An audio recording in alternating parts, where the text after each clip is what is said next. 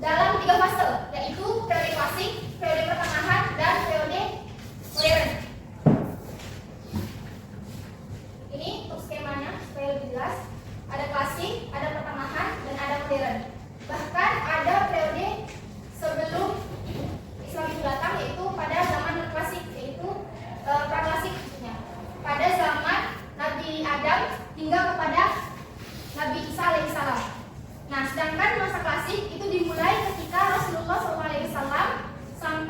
ada Khulafaur Rasyidin, kemudian Bani Umayyah dan Bani Abbasiyah.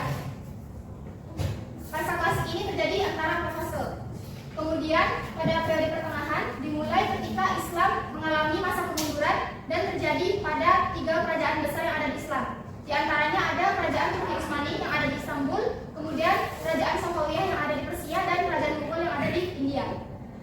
Nah, sedangkan masa modern itu terjadi pada masa sekarang yang tersebar di seluruh benua, mulai dari benua Asia, Eropa, Amerika, Australia, dan Afrika.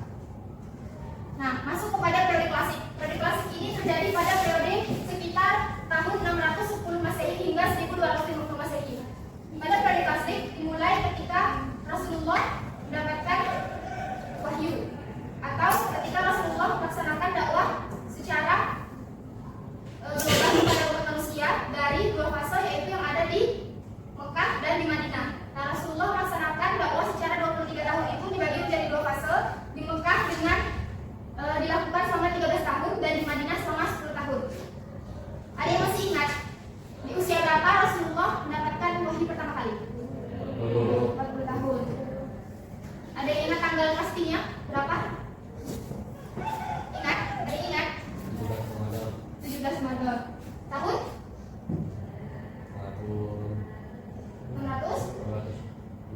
610. Nah, jadi peradaban Islam yang ada di masa Rasulullah itu dibagi menjadi 2 fase, yaitu di Mekah selama 13 tahun dan Madinah selama 10 tahun. Nah, di Mekah ini terjadi selama 2 fase lagi, yaitu selama secara sembunyi-sembunyi dan secara terang-terangan. Masih ingat kisahnya? Rasulullah melaksanakan dakwah secara sembunyi-sembunyi dan terang-terangan. Nah, pada periode di Mekah terjadi beberapa peradaban, mulai dari wahyu ketika pertama kali turun, kemudian ketika dakwah yang dilakukan secara sembunyi-sembunyi, secara terang-terangan, ketika Rasulullah hijrah ke Habasyah dan ketika peristiwa Isra Mi'raj. Nah, Rasulullah mendapatkan wahyu pertama kali ketika usia genap 40 tahun. Nah, diangkat menjadi Nabi dan Rasul pada tanggal 17 Ramadan 610 Masehi. Pada saat itu Rasulullah bertahanus di Hira dan malaikat Jibril turun untuk membawa wahyu pertama, yaitu Quran surah Al-Alaq ayat 1 sampai 5. Ada yang bisa bacakan artinya aja? Bisa? Coba. Artinya. Dia telah menciptakan manusia dari suku darah. Bacalah menyebut nama Tuhanmu yang menciptakan. Dia yang telah menciptakan manusia dari suku darah. Bacalah dan Tuhan kamu lah yang mulia, yang mengajar manusia dengan benar, dia mengajarkan manusia apa yang kita ketahui. Jadi ketika wahyu pertama kali turun, itu dimulai adanya peradaban Islam pada masa Rasulullah di Mekah. Namun selama beberapa hari, ternyata malaikat Jibril tidak datang lagi untuk membawa wahyu. Nah, pada hari ke-40, malaikat Jibril datang kembali menemui Rasulullah dan membawa wahyu kedua. Ada yang tahu wahyu keduanya itu membawa surah apa? Al-Mudaththir ayat 1 sampai 5. Jadi setelah Rasulullah mendapatkan wahyu pertama, selama beberapa malam Rasulullah tidak mendapatkan wahyu. Nah, tapi wahyu itu datang yang kedua pada malam ke-40, yaitu surah Mudaththir ayat 1 sampai 5. Yang artinya, wahai orang yang berkemur atau berselimut, bangunlah, lalu berilah peringatan dan agungkanlah Tuhanmu dan bersihkanlah pakaianmu dan tinggalkanlah segala perbuatan yang keji. Nah, dengan adanya wahyu surah Al-Mudaththir ini sudah dipastikan bahwa Rasulullah ini memang utusan yang diutus oleh Allah untuk menyebarkan ajaran Islam kepada seluruh umat manusia. Dan Rasulullah diminta untuk melakukan dakwah pada umat manusia. Tapi Rasulullah melakukan dakwah awalnya itu secara sembunyi-sembunyi terlebih dahulu, secara sir, yaitu secara sembunyi-sembunyi, hanya kepada orang-orang terdekatnya saja, hanya kepada kerabat-kerabat terdekat. Tapi Rasulullah melaksanakan dakwah ini juga setelah mendapatkan wahyu dari Allah. Yang tahu surahnya? Surah apa? Surah ayat 214. Yang artinya, dan berilah peringatan kepada kerabat-kerabatmu yang terdekat. Jadi Rasulullah diminta untuk menyebarkan dakwah kepada keluarga-keluarga terdekat, kepada kerabat-kerabatnya. Nah, pada dakwah ini Rasulullah mendapatkan sekitar 30 orang pengikut yang dikenal dengan sebutan As-Sabiqun al-Awwalun, yang artinya orang-orang yang pertama kali masuk Islam. Nah, pada saat melaksanakan dakwah secara sembunyi-sembunyi selama 3 tahun, kemudian Rasulullah juga mendapatkan wahyu untuk bisa menyebarkan ajaran agama Islam secara terang-terangan kepada orang banyak, bukan hanya kepada keluarganya saja, tetapi kepada penduduk yang ada di Mekah, kepada bangsawan, kepada hamba sahaya, kepada golongan-golongan orang yang memang diminta untuk sebarkan ajaran agama Islam, jadi bukan untuk orang-orang terdekat lagi. Nah, ketika itu Rasulullah melaksanakan dakwah secara selama 10 tahun. Setelah mendapatkan wahyu yaitu surah Al-Hijr ayat 94, yang artinya, maka sampaikanlah secara terang-terangan segala apa yang diperintahkan kepadamu dan berpalinglah dari orang-orang yang musyrik. Namun ternyata dakwah yang dilakukan oleh Rasulullah ini mendapatkan kecaman atau tantangan dari kaum kafir Quraisy. Jadi orang kafir Quraisy itu membenci dan tidak menerima ajaran yang dibawa oleh Rasulullah. Hingga akhirnya Rasulullah memutuskan untuk hijrah ke kota namanya Habasyah. Nah, kota Habasyah ini dipercaya oleh Rasulullah dipimpin oleh seorang raja, yaitu Raja Najasyi, raja yang adil, yang tidak mungkin berlaku kasar pada tamu gitu. Jadi Rasulullah memutuskan untuk hijrah ke Habasyah supaya mendapatkan perlindungan dan pertolongan dari gangguan orang-orang kafir Quraisy. Nah, hijrah ke Habasyah ini dibagi menjadi 2 gelombang. Yang pertama itu pada tahun ke-5 kenabian, jadi setelah 5 tahun Rasulullah menjadi Rasul dan menyebarkan dakwah. Rombongan pertama itu yang dibawa sekitar 10 orang laki-laki dan 4 orang perempuan. Nah, untuk di tahun yang sama, yaitu pada di bulan ke-7, itu Rasulullah membawa rombongan kedua yang terdiri dari 83 orang laki-laki dan 18 orang perempuan. Nah, selain peristiwa dakwah dan hijrah, Rasulullah juga mengalami peristiwa yang menjadi peradaban Islam, yaitu peristiwa Isra Mi'raj. Ada yang tahu Isra Mi'raj itu apa? Ada yang tahu?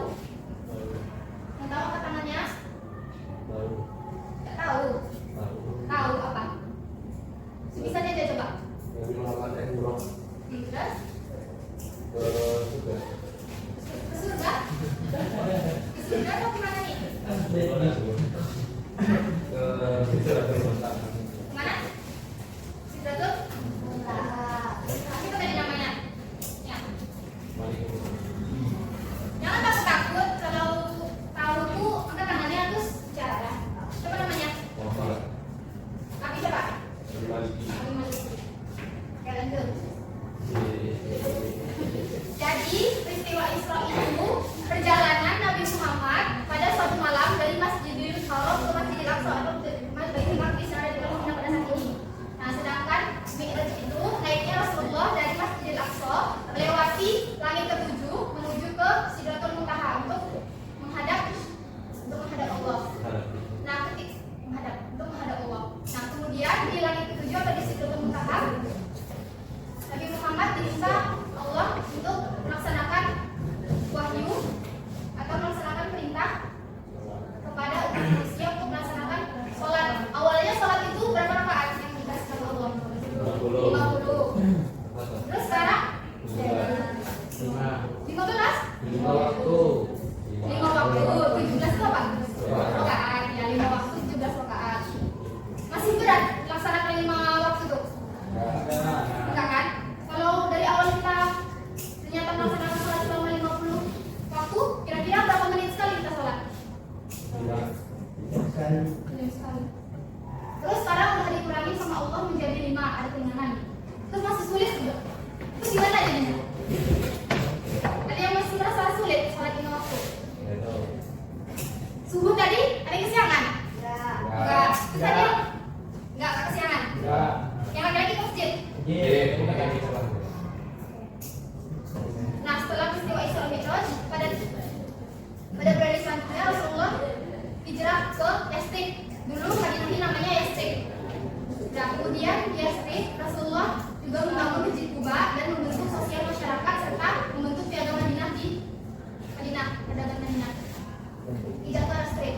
Nah, Rasulullah melaksanakan hijrah dari Mekah ke Yastrib pada tanggal 12 Rabiul Awal atau 28 Juni 622 Masehi. Tadi Rasulullah mendapatkan wahyu pada tahun 610. Kemudian Rasulullah melaksanakan hijrah ke Yastrib pada tahun 622 Masehi. Nah, hijrah yang dilakukan oleh Rasulullah supaya umat Islam ini mendapatkan keamanan dan kebebasan dalam melakukan dakwah dan ibadah. Sesampai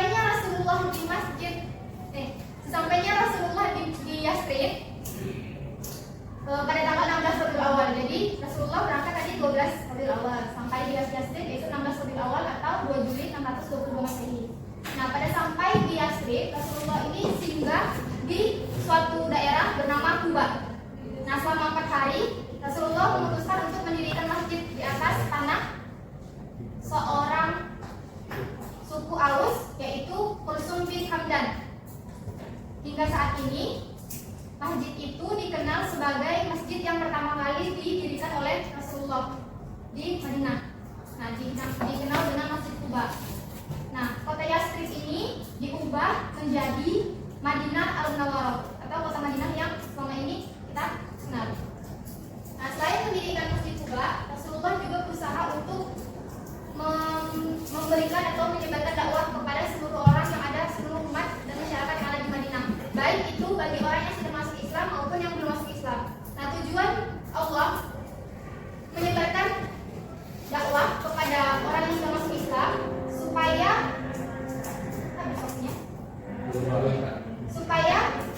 umat yang sudah masuk Islam ini mengetahui ajaran yang sebelumnya diturunkan di Madinah dan akan diturunkan sebelumnya diturunkan di Mekah dan akan diturunkan di Madinah. Kemudian orang-orang yang belum masuk Islam supaya mereka mau memeluk ajaran Islam dan mulai mengamalkan ajaran-ajaran yang dibawa oleh Rasulullah di Madinah tersebut. Selain itu, Rasulullah juga berusaha untuk membangun ikatan persaudaraan antara suku Ansor dan Muhajirin sebagai sarana untuk mempersatukan persaudaraan dalam Islam, karena suku Ansor dan Muhajirin ini menjadi suku yang mayoritas di Madinah. Kemudian juga berusaha untuk mempersatukan antara suku Aus dan Khazraj yang selama ini selalu bermusuhan, selalu bersaing.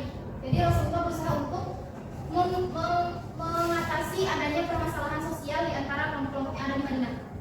Ini juga termasuk dalam kemajuan dalam peradaban Islam. Tadi peradaban itu artinya apa? Pencapaian, kemajuan. Oke, lanjut, itu adanya pembentukan piagam Madinah. Nah, tadi kan dijelaskan bahwa di Madinah itu ada kelompok mayoritas dan kelompok minoritas. Jadi di Madinah ada terdiri dari tiga kelompok Muslim dan kelompok non-Muslim serta kelompok Yahudi. Nah, kelompok Muslim ini terdiri dari kalangan dari Muhajirin dan Ansor, dan untuk non-Muslim itu dari Aus dan Khazraj. Kemudian ada kelompok Yahudi. Nah, siapapun yang ada di wilayah Madinah harus mengikuti isi dari piagam Madinah. Tujuan dari adanya piagam Madinah ini supaya semuanya bisa hidup secara rukun dan damai tanpa adanya permusuhan. Jadi dari isi piagam Madinah ini mengenai pengakuan adanya hak pribadi, keagamaan, politik, dan terjaminnya kebebasan beragama. Jadi penduduk yang ada di Madinah bebas memeluk agama apapun tanpa mengganggu agama yang dianut oleh kelompok lain, gitu. Paham? Nah, di piagam Madinah ini harus dipatuhi oleh siapapun, baik itu orang yang Muslim, non-Muslim maupun Yahudi.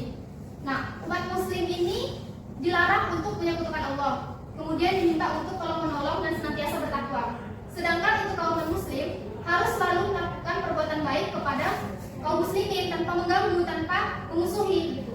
Makanya dakwah di Madinah dikenal lebih demokratis daripada di Mekah. Kalau di Mekah kan Rasulullah selalu mendapatkan kecaman dan ancaman dari kaum Quraisy. Nah, sedangkan di Madinah dengan adanya piagam Madinah, kehidupan umat manusia khususnya Islam, yaitu kaum muslimin, lebih damai, lebih sejahtera.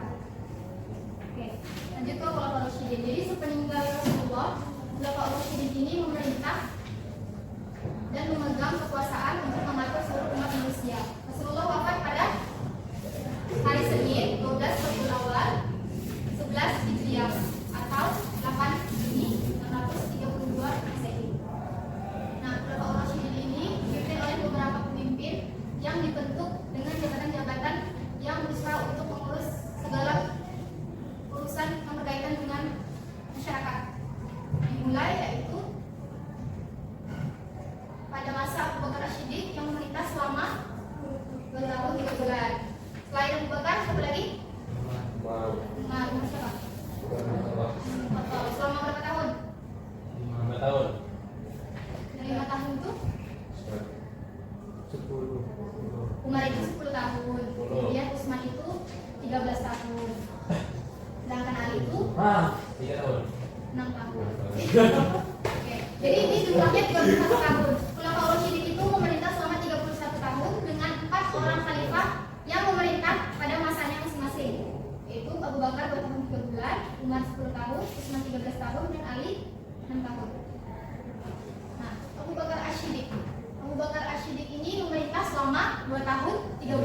ini sekitar tahun 632 sampai 634 Masehi dengan pusat pemerintahan yang ada di Madinah.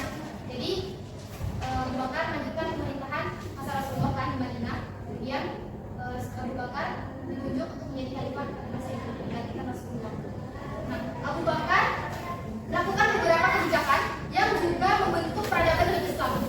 Di antaranya yaitu berusaha untuk menyatukan umat Islam yang sempat terpecah setelah wafatnya Nabi Muhammad. Jadi setelah wafatnya Nabi Muhammad, ternyata di Madinah juga sempat terjadi perpecahan antara umat Islam, antara umat Muslim dengan kaum muslimin. Nah, Abu Bakar berusaha untuk menyatukan antara orang-orang yang sempat terpecah. Kemudian menumpas gerakan pemberontak bagi orang-orang yang jahat, yang tidak mau membayar zakat dan golongan yang mengaku sebagai demokrasi. Kemudian Abu Bakar juga berusaha untuk melakukan kualifikasi Al-Quran. Ada yang tahu maksud kualifikasi Al-Quran ini apa? Yang tahu? Apa? Nah, mengumpulkan Al-Quran dari lembaran-lembaran. Dari lembaran-lembaran. Dari yang bersebar. Jadi waktu itu ada perang apa tadi? Menjawab. Apa? Jadi Berapa? tadi jadi ada perang, ini perang Yamama. Di perang itu banyak sekali penghafal Al-Quran yang gugur. Nah, jadi Abu Bakar berusaha untuk melakukan kualifikasi Al-Quran supaya tidak hilang ayat-ayat Al-Quran yang sempat diturunkan sebagai wahyu dari Allah. Jadi Abu Bakar berusaha untuk melakukan kualifikasi Al-Quran atau mengumpulkan ayat-ayat atau yang sempat, yang maksudnya dikhawatirkan hilang gitu, karena sudah banyak penghafal Al-Quran yang gugur pada perang tersebut. Oke. Kemudian Abu Bakar juga melakukan perluasan wilayah ke beberapa wilayah, yaitu khususnya di Irak dan Syria. Nah, pada masa Umar bin Khattab itu memerintah selama 10 tahun, yakni pada tahun 634 sampai 644 Masehi dengan pusat pemerintahan yang masih di Madinah. Nah, Umar bin Khattab juga memiliki beberapa kebijakan yang termasuk ke dalam peradaban Islam. Dimulai dengan adanya ekspansi. Ekspansi ini gerakan perluasan wilayah supaya wilayah Islam itu menyebar, yaitu meliputi Persia, Mesir, sebagian wilayah Bizantium. Kemudian menetapkan kalender Hijriah sebagai kalender Islam. Selain itu juga mendirikan sistem administrasi yang terorganisir, seperti adanya Baitul Mal. Jadi pada masa Umar bin Khattab dibentuklah suatu lembaga yang bernama Baitul Mal. Kemudian berusaha untuk membangun dan memperluas beberapa masjid. Kan tadi salah satu contoh bentuk fisiknya itu bangunan masjid kan. Nah, jadi pada masa Umar bin Khattab ini berusaha untuk melakukan peradaban, yaitu dengan adanya perbaikan beberapa masjid. Kemudian pada masa Utsman, yaitu memerintah selama 13 tahun, sekitar 644 sampai 656 Masehi, dengan pusat peradaban yang masih di Madinah, dengan beberapa kebijakan yang juga membentuk peradaban Islam. Yang pertama, melanjutkan ekspansi Islam atau perluasan wilayah, yaitu khususnya di Afrika Utara dan Asia Tengah. Kemudian menyempurnakan pembukuan Al-Quran dengan standar Mushaf Utsmani. Kalau lidahnya Abu Bakar hanya melakukan kualifikasi, hanya mengumpulkan saja, kemudian ditulis di kulit-kulit pohon, gitu kan? Nah, pada masa Utsman berusaha untuk membentuk kualifikasi yang telah dilakukan oleh Abu Bakar tadi menjadi satu mushaf. Satu mushaf itu maksudnya gimana? Sudah berbentuk satu rangkup gitu, ya, sudah berbentuk satu. Maksudnya dia nggak terpisah-pisah lagi. Selama ini kan entah di batu atau di kulit, gitu, pohon lagi. Jadi kan satu mushaf. Jadi nggak terpencar kemana-mana lagi, gitu kan? Makanya sampai sekarang Al-Quran yang kita baca nih dikenal dengan Mushaf Utsmani karena yang memberikan kebijakan adalah Utsman bin Affan. Oke, kemudian adanya pembentukan armada laut. Jadi pada masa Utsman ini dibentuk beberapa armada laut untuk mempersiapkan beberapa peperangan. Kemudian pada masa Ali bin Abi Thalib. Ali bin Abi Thalib itu memerintah selama 6 tahun, yakni pada tahun 656 sampai 661 Masehi, dengan pusat pemerintahan yang awalnya di Madinah nih. 3 khalifah tadi kan, Abu Bakar, Umar, Utsman, pusat pemerintahannya di Madinah. Nah, sedangkan pada masa Ali, pusat pemerintahnya itu berubah dan berpindah ke Kufah yang ada di Irak, dengan beberapa kebijakan yang memberikan peradaban, yaitu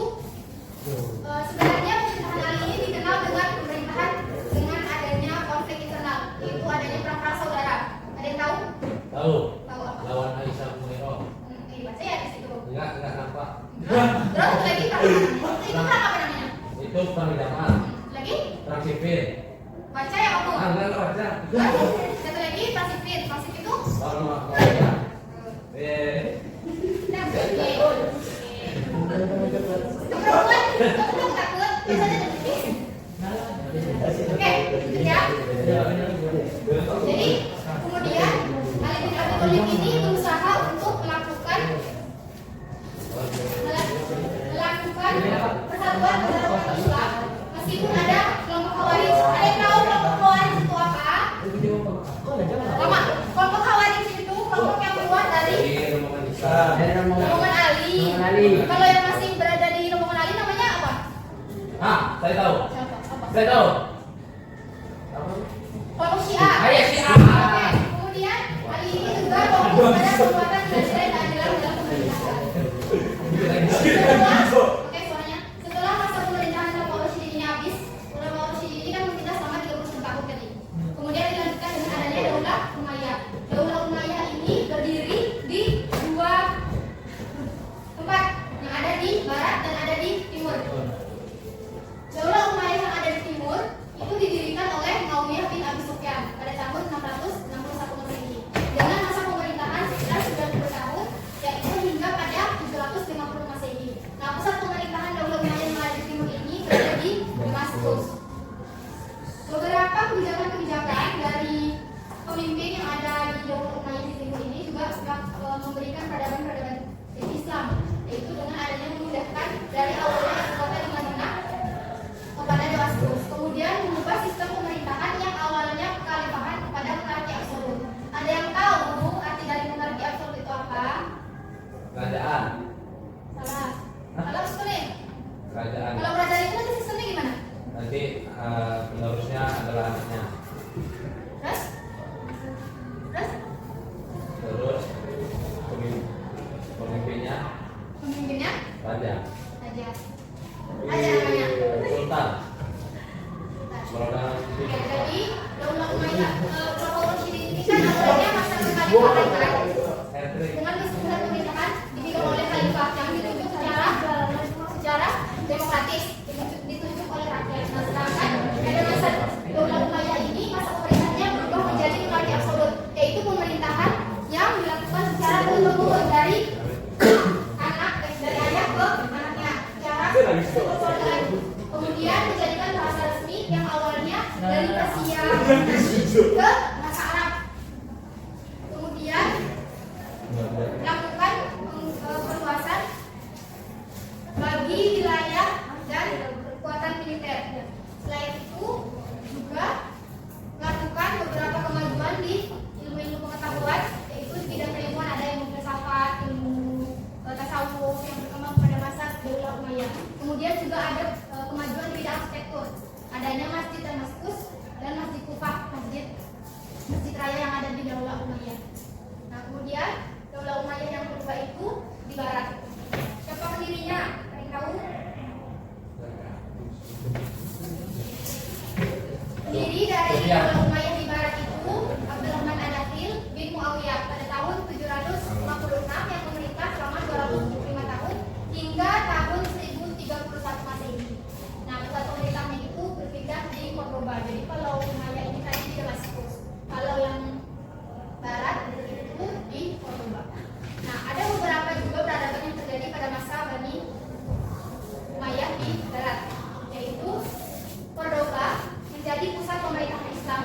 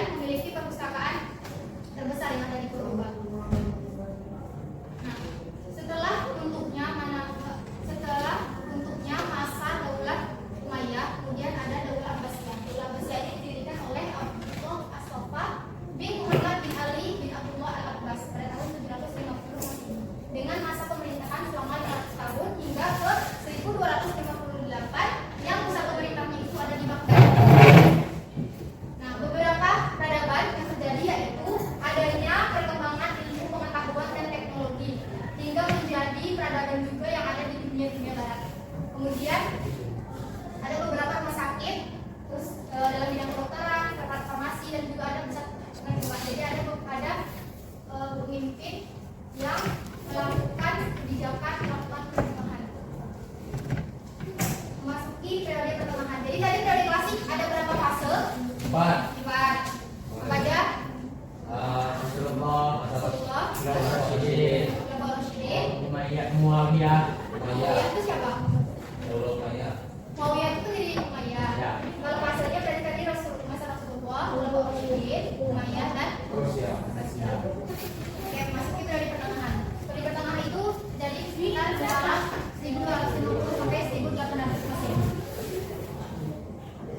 Nah, masa pertengahan ini terbagi menjadi 2 fase lagi, yaitu lihat lagi punya masa kemunduran dan masa 3 kerajaan terbesar yang ada di dunia Islam. Masa kemunduran ini terjadi berkisar antara tahun 1250 sampai 1500 Masehi.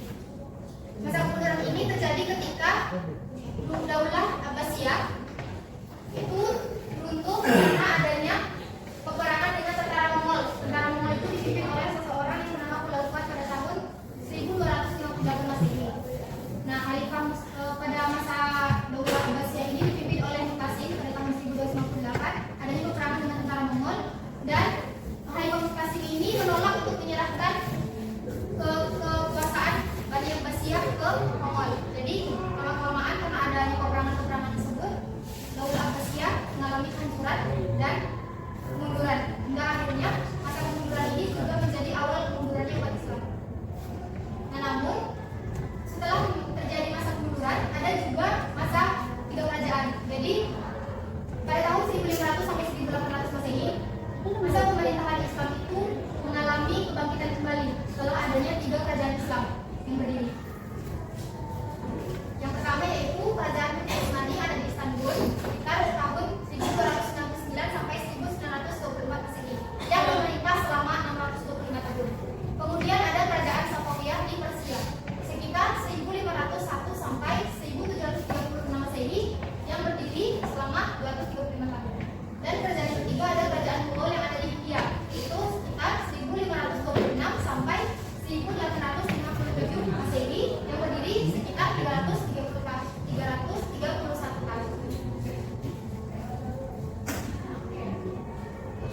Tapi ternyata ketiga kerajaan besar ini juga mengalami kelumpuhan, mengalami kemunduran yang disebabkan oleh beberapa faktor. Di antaranya lemahnya sistem pemerintahan Islam, kemudian adanya kelompok Nasrani yang menyerang. Jadi setiap adanya peradaban ternyata ada juga beberapa serangan-serangan yang datang dari kaum-kaum muslim atau orang-orang Nasrani. Kemudian kurangnya tanggung jawab para pemimpin terhadap pentingnya wilayah kekuasaan. Jadi ada beberapa pemimpin yang berusaha untuk melakukan ekspansi wilayah atau perluasan wilayah.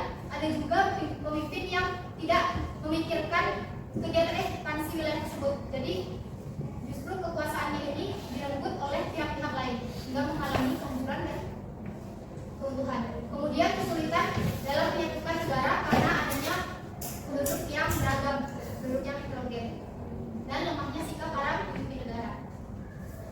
Nah, memasuki periode modern. Jadi periode modern ini terjadi pada tahun 1800 sampai ke sekarang. Masa sekarang ini yang kita rasakan sekarang ini. Jadi di masa modern ini terdiri dari beberapa peradaban yang ada di dunia, di beberapa benua. Jadi yang ada di benua Eropa, Asia, Afrika, Amerika, dan Australia. Di beberapa benua ini juga terjadi beberapa peradaban-peradaban sesuai dengan kemajuan dan pemimpinnya masing-masing. Nah, jadi di beberapa negara atau di beberapa benua ada beberapa tokoh yang menjadi sebab munculnya kebangkitan Islam. Jadi setelah adanya kehancuran pada masa 3 kerajaan besar tadi, ada beberapa tokoh yang muncul pada masa modern yang memberikan pemikiran-pemikiran hingga munculnya beberapa peradaban Islam. Di antaranya ada Jamaluddin Al-Afghani. Jamaluddin Al-Afghani ini berasal dari mana? Tahu? Daerah mana itu? Baghdad. Nah, sesuai dengan namanya Jamaluddin Al-Afghani itu berasal dari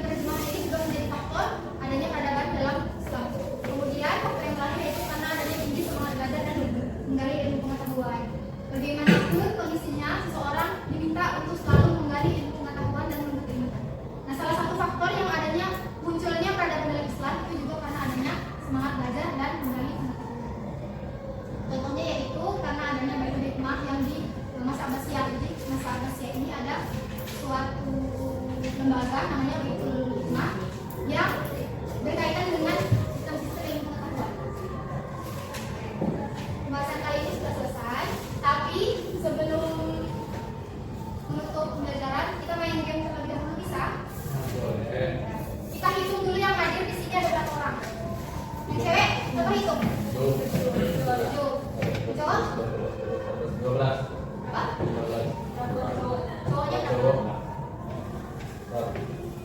8. Cowoknya 8, ceweknya 7. Oke. Peraturan mainnya ini kan ada, berarti kan ada 15 orang ya? 13. Jadi kita bikin 16 pasang kartu. Kartu yang ya. Kartu yang pertama itu dipegang oleh orang yang memegang kertas berisi pertanyaan. Nah, satu kertasnya lagi berisi jawaban. Jadi setiap orang memegang satu kertas yang tidak bisa dipastikan itu berisi jawaban atau pertanyaan. Biasanya. Corona. Jadi nanti setiap orang bergerak dan diminta untuk mencari jawaban dari masing-masing kertas yang dia pegang. Paham? Siap.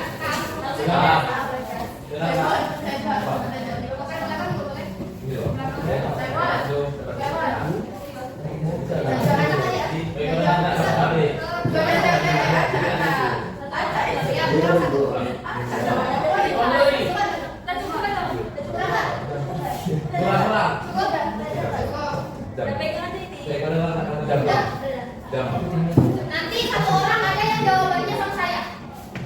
Karena kita kan 12 kan, harusnya 16 pasang. Nanti cari. Cukup.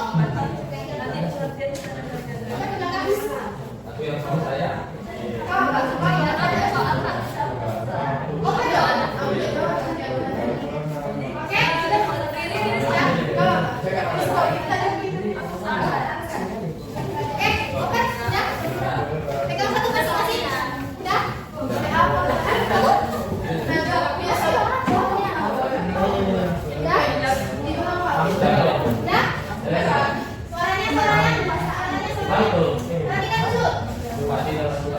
Oke, masing-masing udah pegang kertas kan? Cari jawaban dari kertas yang cari pasangan dari kertas yang pegang. Ya, bicara jangan berdiri.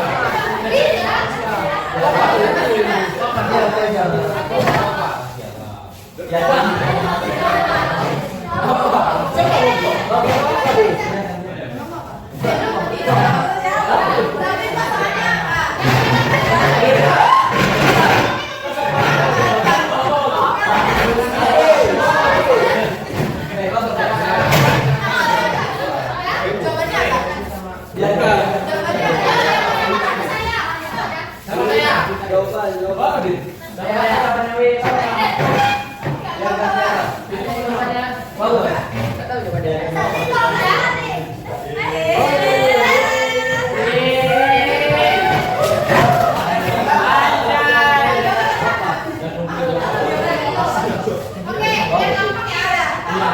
Jadi, kata kuncinya yang angkat itu pertanyaannya. Yang huruf, yang A, B, C, D, E, nah itu jawabannya. Berarti kamu jawaban nggak? Kamu apa? Ya kalau kita pegang jawab ininya, berarti itu jawaban angka yang dipegang.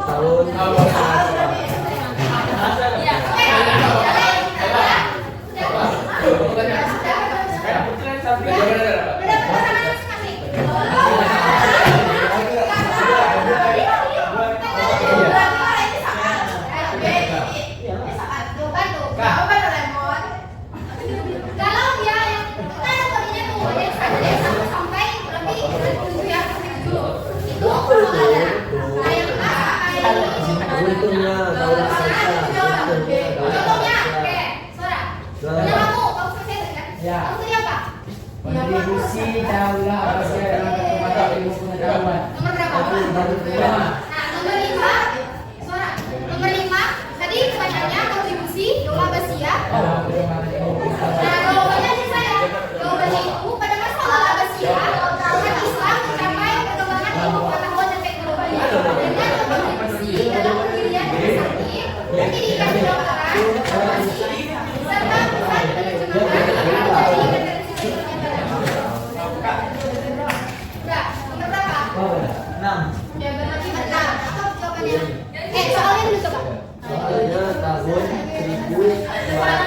Apa yang tahu? Tahun berapa? Jawab kan ketika Tahun ketiga tentara Manila menantikan Gaza dan menyanyikan Ya, jadi aku salah. Oke, gini. Yang pegang kertas nomor 1 siapa? Kau nomor 1. Nomor 1 siapa? Ada Wahid. Apa? Soalnya. Yang masuk dengan masalah. Nah, yang pegang pada Islam adalah siapa? Pada Islam adalah coba ulang. Diri ya, coba diri. Nomor 1 berdiri.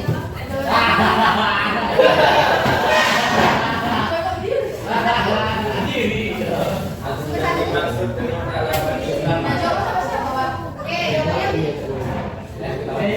Islam merupakan semuanya mau dikatakan hingga menjadi lebih maju dalam meneruskan sebelum masuk ke negara Islam. Oke, yang pegang nomor 2. Oh, silakan. Ya. Yang pegang nomor 2. Soalnya apa? Kerajaan yang menunjukkan Tuhan lebih demokratis pada masa Rasulullah SAW. Oke, yang pegang jawaban ini kira-kira pegangan kita. Dagang yang menunjukkan masyarakat Madinah lebih demokratis pada masa Rasulullah. Oke, yang nomor 3. Yang nomor 3 siapa? Tiga. Tiga. Tahu juga. Tiga. Apa? Masa kepemimpinan Khulafaur Rasyidin. Oke, dan Khalifah. Khalifah. Siapa yang pegang? Nah, kamu apa jawabannya? Berdiri. Coba berdiri kalau bisa orang yang berdiri. Oh, dah habis waktu saja. Kemudian Islam 31 tahun, 1 tahun makanan sini, 2 tahun 4 bulan, 2 emas 10 tahun, 3 emas 13 tahun, 4 tahun. Oke. Pertanyaan keempat. Kami yang nomor 4, pembagian kekuasaan dalam pusat pemerintahan. Oke, jawabannya siapa pegang? Oke, nomor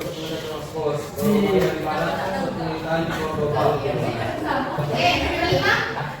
Kontribusi Daulah Abbasiyah dalam perkembangan ilmu pengetahuan. Oke, nomor 5. Saya jawabannya pada masa Daulah Abbasiyah, umat Islam mencapai puncak perkembangan ilmu pengetahuan dan teknologi. Kontribusinya meliputi pendirian rumah sakit, pendidikan kedokteran, farmasi, serta pusat penerjemahan yang menjadi referensi bagi dunia barat. Oke, nomor 6. Tahun ketiga tentara Roma menantikan badai karena itu negara Rusia. Jawabannya apa? Tahun 1258 Masehi. Nomor 7.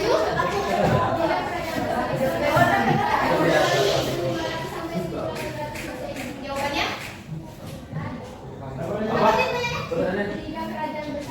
Oh, ini Kak. Kerajaan Turki Utsmani di Istanbul 1288 sampai 1524 Masehi. Kerajaan Safawiyah di Persia 1501 sampai 1736 Masehi. Kerajaan Mughal di India 1525 sampai 1877 Masehi. Habis.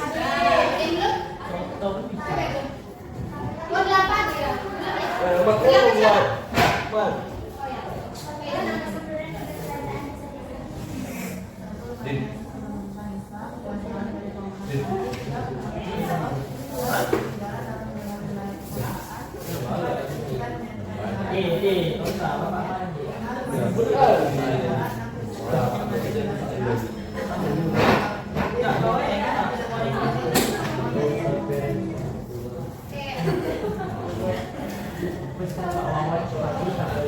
Iya ya.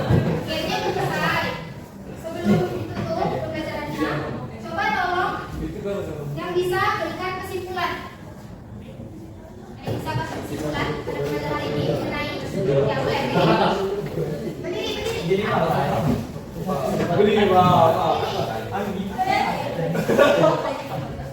dibalik kan? Apa? Makan aja ya. Ada yang bisa? Tadi siapa namanya? Alfa nih kan? Bisa? Hah? Kasih kesimpulan. Kesimpulannya Pada bab kali ini kan mengenai perkembangan peradaban Islam di dunia. Ada 2 subbab tadi mengenai priorisasi dan faktor. Ada yang bisa kesimpulan mengenai ini? kasih man, kasih banget. Hah? Bisa? Teman-teman ada yang bisa? Ada yang bisa nih? Ya ada.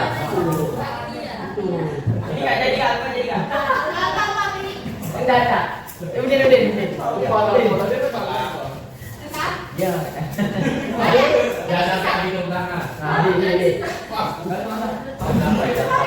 Jadi mengenai peradaban Islam yang ada di dunia, peradaban mulai menganalisis dan mengembangkan peradaban Islam di dunia. Ada yang bisa jelaskan sedikit mengenai apa yang kita bahas tadi? Sedikit aja, yang kalian pahami. Sakti ya namanya. Sakti. Ini Sakti kan? Ada. Ada. Tentang sejarah Nabi Muhammad itu sejarah tanpa peradaban Islam setelahnya ada apa? Klasik, pertengahan, modern. Klasik ada Nabi Muhammad, Muhammad Rasulullah, Ayah Asia. Nabi kan jauh.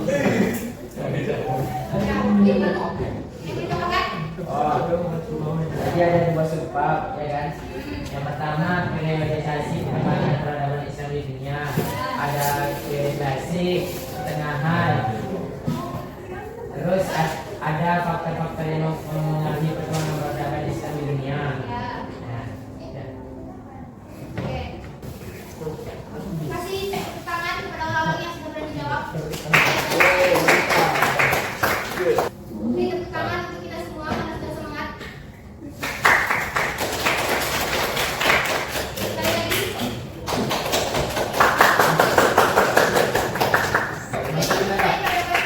Islam di dunia, setiap masa itu ada peradaban dan kemajuannya masing-masing yang dibawa oleh tokoh dan gerakannya masing-masing. ya. Baik itu dimanapun, kapanpun, itu akan mengalami peradaban yang bersih. Khususnya pada dunia Islam yang juga memiliki pengaruh bagi dunia barat juga. Oke. Saya Nika, pada pertemuan selanjutnya sebelum belajar, baca-baca di bawahnya. Materi yang sudah dibahas pada hari ini juga diulang-ulang kembali supaya lebih paham dan lebih berdalam lagi ya. Oke. 12 doa. Kita itu wassalamualaikum. Assalamualaikum warahmatullahi wabarakatuh. Bismillahirrahmanirrahim. Allahumma allimna ma yanfa'una warzuqna uluman tanfa'una fid dini wad dunya wal akhirah. Terima kasih banyak bagi orang yang sudah datang hari ini. Terima kasih banyak kepada kalian yang semangat dan menyimak pembelajaran yang sudah kita bahas. Yaitu, Assalamualaikum warahmatullahi wabarakatuh. Waalaikumsalam.